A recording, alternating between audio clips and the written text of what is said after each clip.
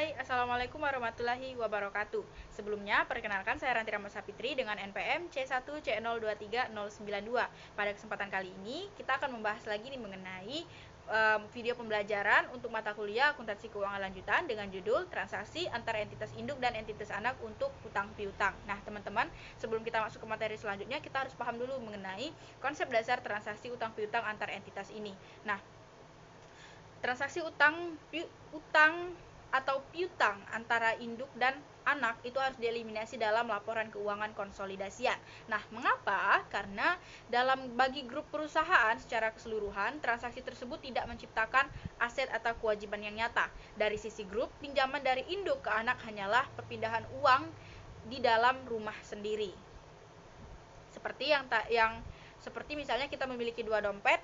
Nah, yang dompet utama atau dompet pribadi itu sebagai induk. Nah, sedangkan dompet kedua yang sebagai entitas bisnis kita, yaitu entitas anak kita. Maka sebenarnya tidak ada utang piutang, tapi sebenarnya perpindahan uang kita sendiri di dompet itu gitu maksudnya. Nah, transaksi pemberian pinjaman antara induk dan anak ini termasuk pendapatan atau beban bunga yang timbul. Semuanya itu harus dieliminasi.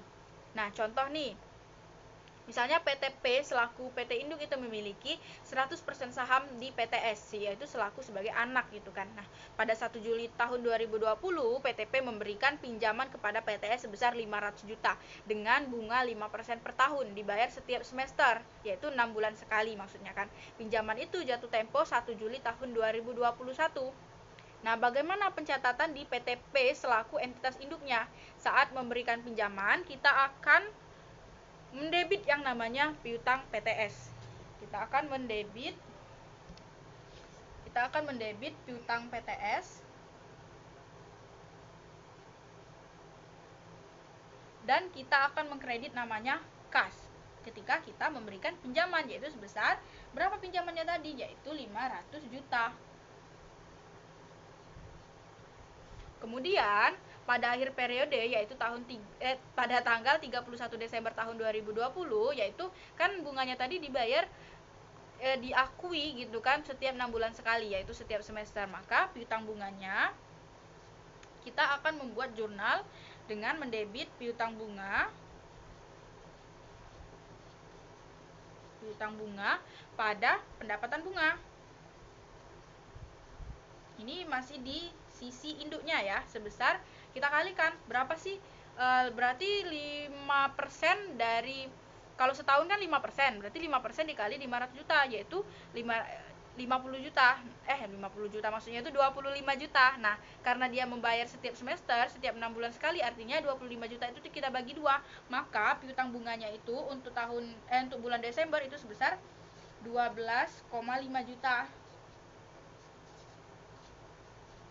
Nah, 12,5 juta. Teman-teman, kita ketika memberikan pinjaman tadi, kita akan mendebit yang namanya piutang dan kita akan mengkredit yang namanya kas sebesar 500 juta. Sedangkan untuk di bulan Desember itu kan kita tutup buku tuh, misalnya kan tuh kan. Maksudnya kita akan tutup buku dan membuat laporan keuangan akhir periode. Maka kita akan menghitung bunga yang ada. Tadi kan kalau untuk setahun 5%, tapi kalau untuk satu semester yaitu 6 bulan, maka kita akan mengalihkan 2,5% dikali dengan 500 juta, yaitu sebesar 12,5 juta. Oke. Selanjutnya, ini kan untuk pencatatan PTP selaku PT induknya gitu kan, anaknya. Kemudian bagaimana pencatatan untuk PTS selaku entitas anak? Saat menerima pinjaman, tentunya kita akan menerima kas sebesar 500 juta dan kita akan mengakui bahwa kita itu memiliki utang sebesar 500 juta. Maka jurnalnya itu kas pada utang sebesar 500 juta. Nah, sebesar kas itu 500 juta dan utangnya itu sebesar 500 juta. Nah, pada akhir periode tentunya PTS ini akan membuat pembukuan. Maka kita akan membuat bagaimana beban bunga itu diakui. Nah, kita kalikan sama seperti tadi, kita kalikan 500 juta itu kita kalikan dengan 2,5%, maka kita akan mendebit yang namanya beban bunga. Beban bunga itu kita akan mendebit yang namanya beban bunga dan mengkredit utang bunga. Beban bunga pada utang bunga sebesar 12,5 juta. Nih, pencatatannya itu beban bunga ini untuk akhir periode ya, untuk ketika beban bunga itu diakui, maka kita akan mendebit beban bunga sebesar 12,5 juta dan mengkredit utang bunga sebesar 12,5 juta juga. Selanjutnya, kalau dari sisi grup tidak ada pihak eksternal yang menerima atau membayar bunga, maka semua akun berikut itu harus dieliminasi dalam laporan keuangan konsolidasian, yaitu seperti bunga dan piutang dan utang antar entitas, yaitu entitas induk dan anak. Kemudian piutang bunga dan utang bunga itu juga harus dieliminasi, dan juga pendapatan bunga dan beban bunga itu harus dieliminasi semuanya, karena kan tidak ada yang namanya itu menerima atau membayar sebenarnya. Lalu bagaimana jurnal eliminasi untuk konsolidasi? Nah, ketika kita membuat jurnal eliminasi untuk konsolidasi, maka kita akan mendebit yang namanya utang PTP per utang bunga. Artinya utang PTP itu dijumlahkan dengan utang bunga sebesar 500 juta itu tadi, ditambahkan dengan utang bunganya sebesar 12.500.000. Maka kita akan menjurnal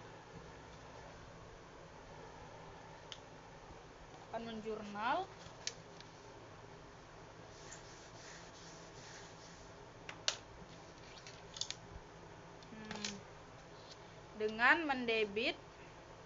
mendebit utang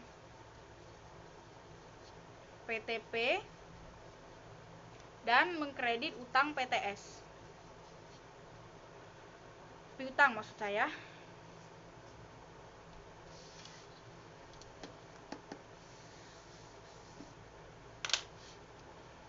Piutang PTS sebesar 512,5 juta.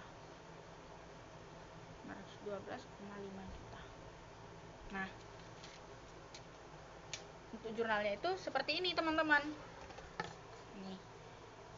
Piutang PTP sebesar 512.500 juta dan piutang PTS sebesar 512.500 juta juga. Dan kita akan mendebit pendapatan bunga sebesar 12.500.000 dan mengkredit beban bunga sebesar 12.500.000. Nah, ingat nih teman-teman, ketika kita melakukan jurnal eliminasi, maka itu sebenarnya akunnya itu dibalik. Ketika tadi misalnya piutang itu didebit, maka kita akan mengkredit akun piutang itu. Begitu juga dengan ketika beban bunga itu tadi posisinya di debit, sekarang kita letak dia di kredit, dan pendapatan bunga itu tadi di kredit, sekarang kita letak dia di debit gitu. Dengan mengeliminasi, nah laporan ke konsolidasi ini tidak menampilkan bunga atau pinjaman antar entitas grup, karena kan tadi kan sebenarnya tidak ada tuh yang namanya pinjam meminjam maupun bayar membayar gitu kan. Lalu bagaimana transaksi pembelian obligasi antar entitas? Selain pinjaman langsung, induk dan anak itu bisa juga melakukan jual beli obligasi antar afiliasi. Dari sudut pandang konsolidasi, transaksi ini juga tidak menciptakan aset ataupun kewajiban baru bagi grup gitu kan. Nah, semua dampak dari transaksi pembelian obligasi antara induk dan anak itu baik pada nilai par maupun bukan nilai par itu harus dieliminasi. Ada dua jenis obligasi. Yang pertama itu pembelian obligasi pada par, yaitu nilai nominal, dan juga yang kedua itu pembelian obligasi yang bukan pada nilai par, yaitu terdapat diskon ataupun premium. Lalu transaksi pembelian obligasi pada nilai par atau nilai nominalnya gitu kan. Yang pertama itu misalnya ada contoh nih, PT Induk menerbitkan obligasi senilai 1 miliar, yaitu nilai parnya, nilai nominalnya sebesar 1 miliar. Lalu PT Ana itu membeli seluruh obligasi tersebut. Maka bagaimana pencatatan di entitas induk selaku penerbit obligasi dan juga entitas induk tadi? Maka kita akan mendebit yang namanya kas sebesar 1 miliar dan kita akan mengkredit yang namanya utang obligasi sebesar 1 miliar juga. Ini kita akan membuat jurnal eliminasinya.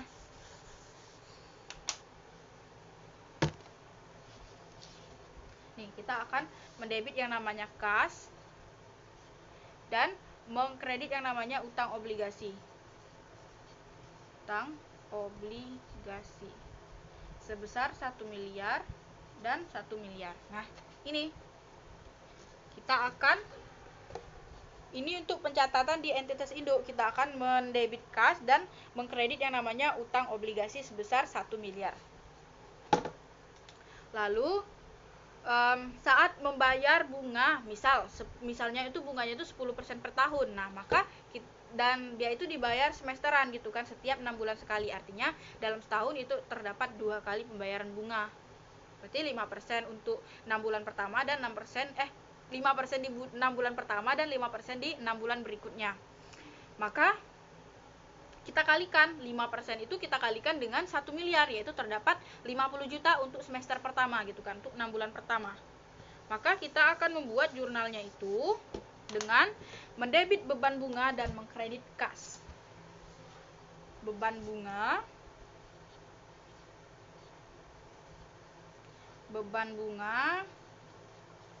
pada kas sebesar 50 juta. Nah, ini nih, kita akan mendebit yang namanya beban bunga dan mengkredit yang namanya kas sebesar 50 juta. Masih ingat nih, 50 juta itu didapat dari 5% pembayaran bunga setiap 6 bulan sekali atau setiap 1 semester sekali dikali dengan harga nilai nominalnya tadi atau parnya tadi sebesar 1 miliar, maka didapatlah nilai 50 juta ini. Selanjutnya itu, bagaimana pencatatan di entitas anak? Tadi kan kita membahas pencatatan di entitas induk. Nah, sekarang kita akan membahas mengenai pencatatan di entitas anak selaku pembeli obligasi. Nah, maka dia itu akan mendebit yang namanya investasi obligasi pada yaitu untuk yang debitnya, lalu akan mengkredit yang namanya kas sebesar 1 miliar. Kita buat jurnalnya dulu. Kita akan membuat jurnalnya dengan mendebit investasi obligasi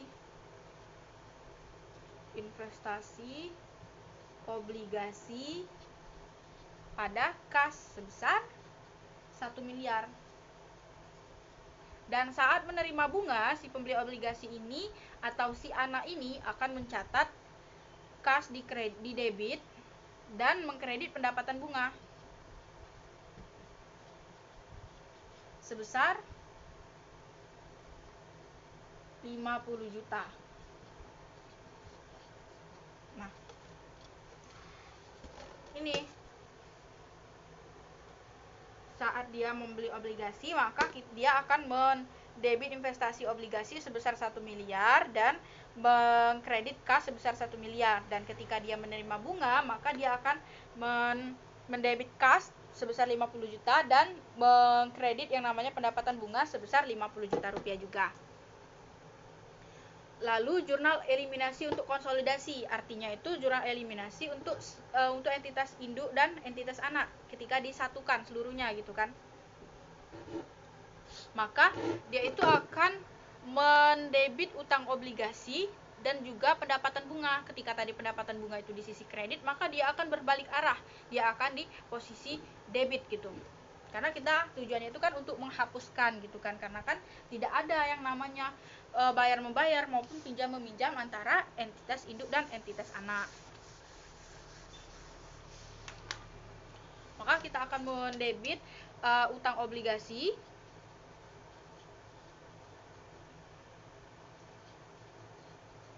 pendapatan bunga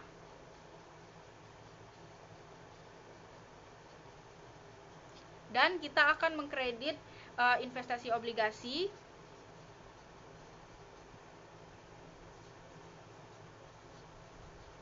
dan beban bunga.